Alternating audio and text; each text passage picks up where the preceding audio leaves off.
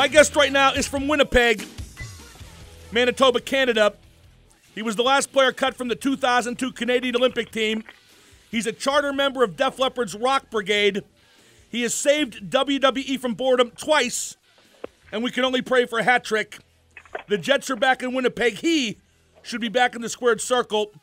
Put your hands together, Jack, for the number one fan of the Jets, the Midnight Mayor of Winnipeg, America's most beloved game show host, JYD, Chris Jericho. Chris, welcome back to the show.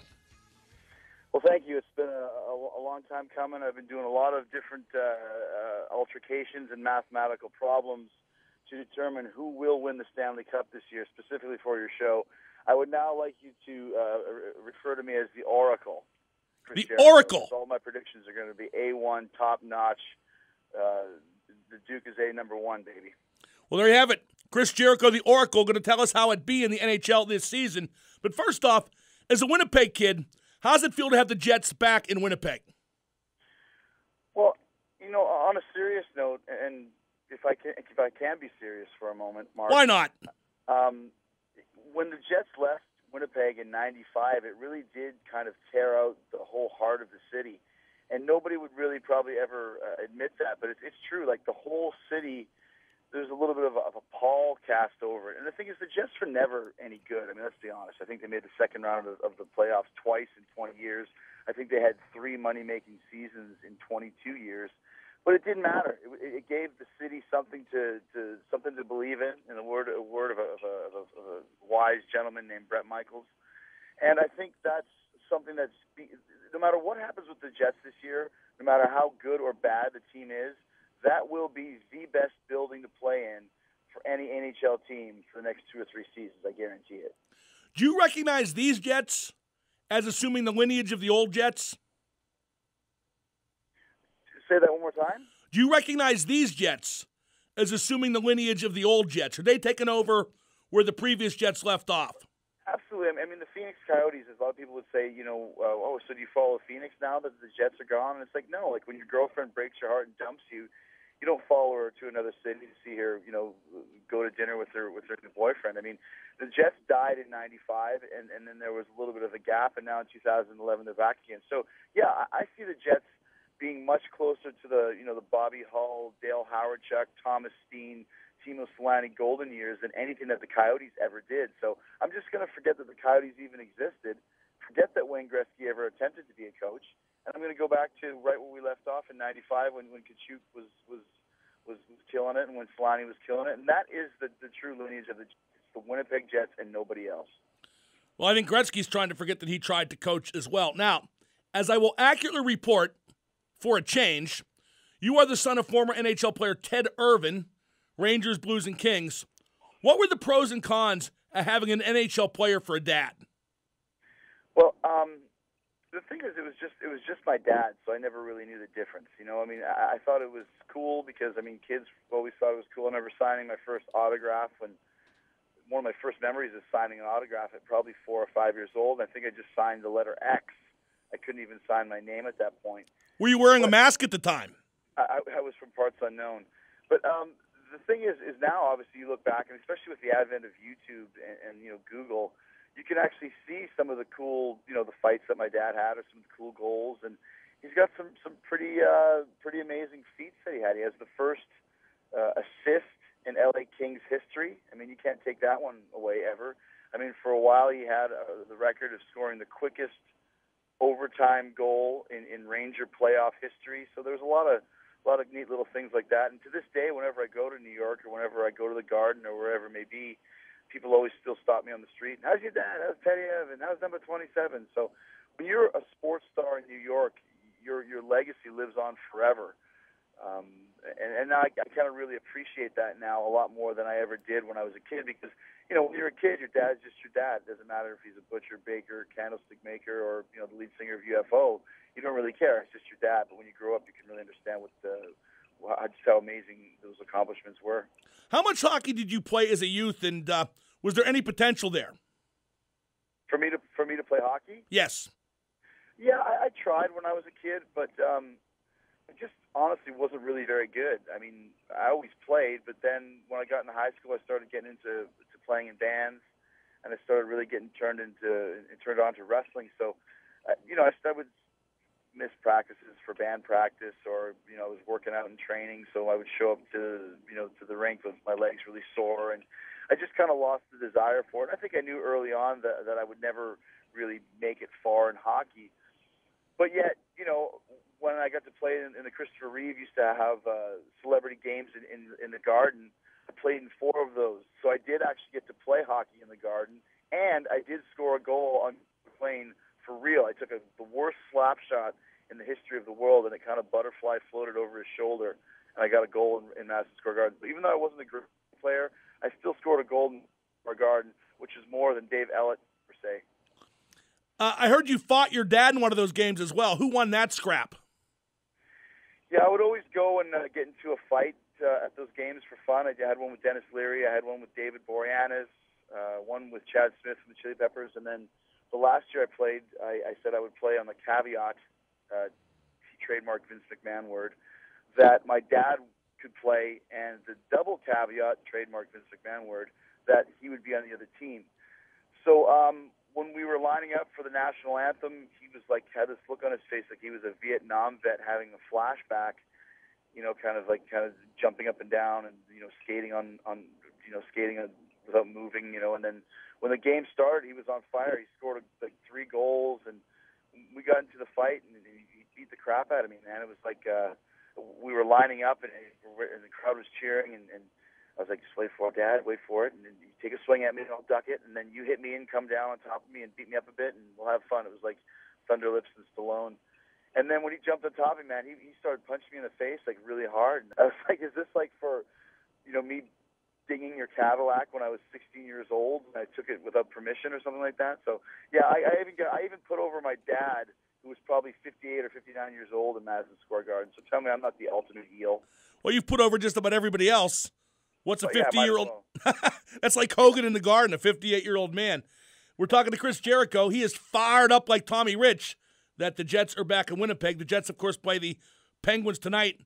A lot of guys hurt for the Penguins, Chris. What's your outlook for Penguins versus Winnipeg tonight at Winnipeg?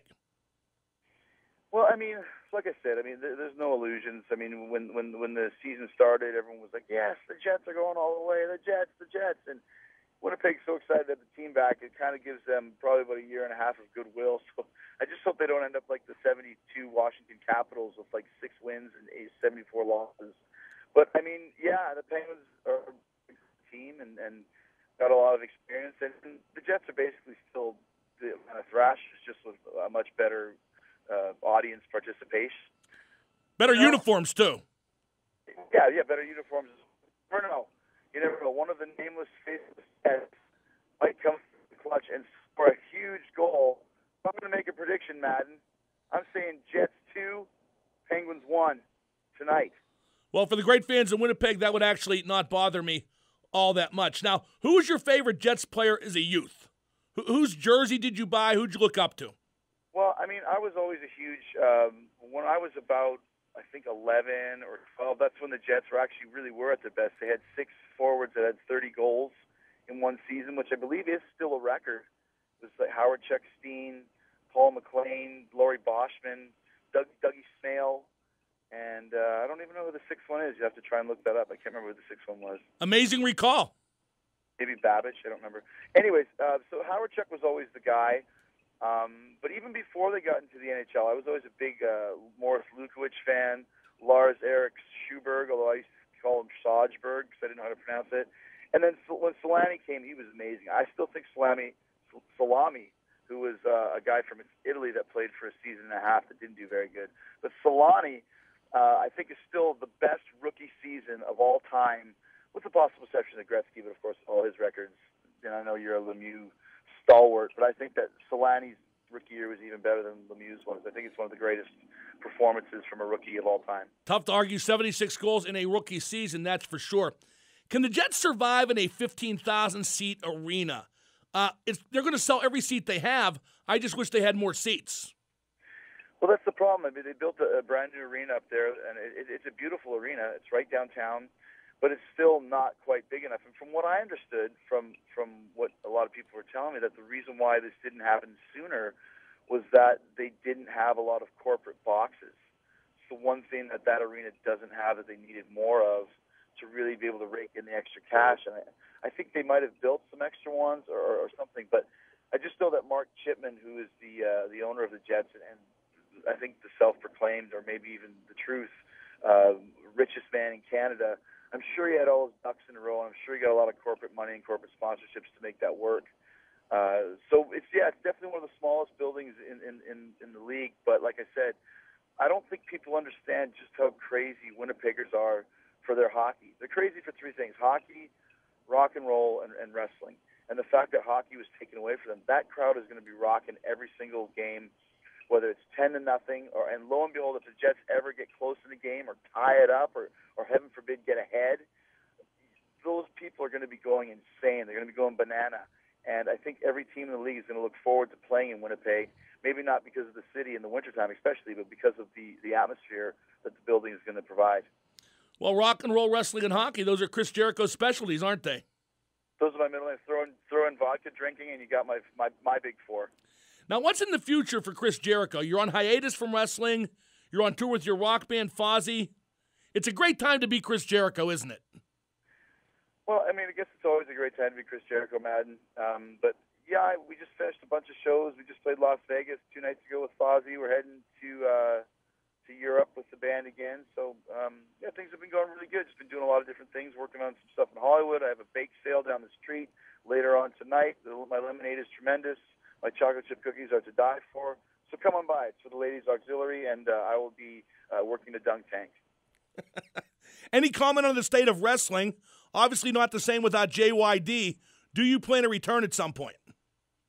Well, I never said that I wouldn't return. I just don't really have any plans for it at this point in time. I know that makes a lot of wrestling fans or Chris Jericho fans kind of angry, but my contract went out last September, and I had a bunch of opportunities with the band, with my book, with Dancing with the Stars. It was just a very busy time. So, I have to be creatively stimulated, I guess, before I would think about coming back. So when the time comes and something kind of crosses my mind that I think I could do some good work with, I would consider it. But as of right now, I have no plans.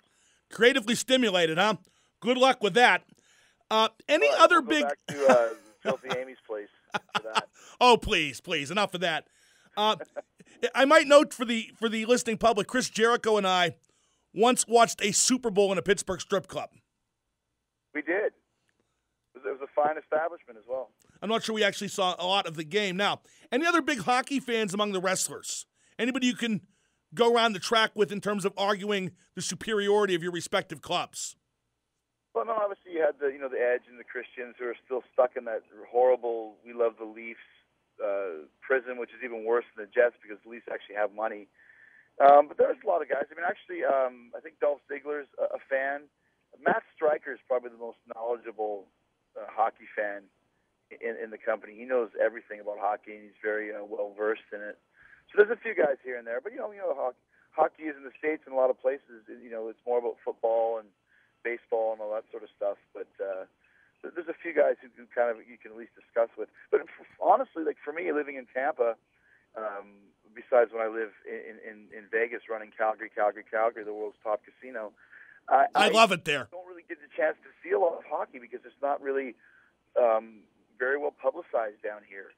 And quite frankly, over the last couple of years, I've basically dropped out of following hockey until the announcement of the Jets' return happened. And now I'm doing the best I can and trying to watch versus as much as I can. But as far as turning on the local news or reading a newspaper in Tampa, it's very hard to find hockey coverage.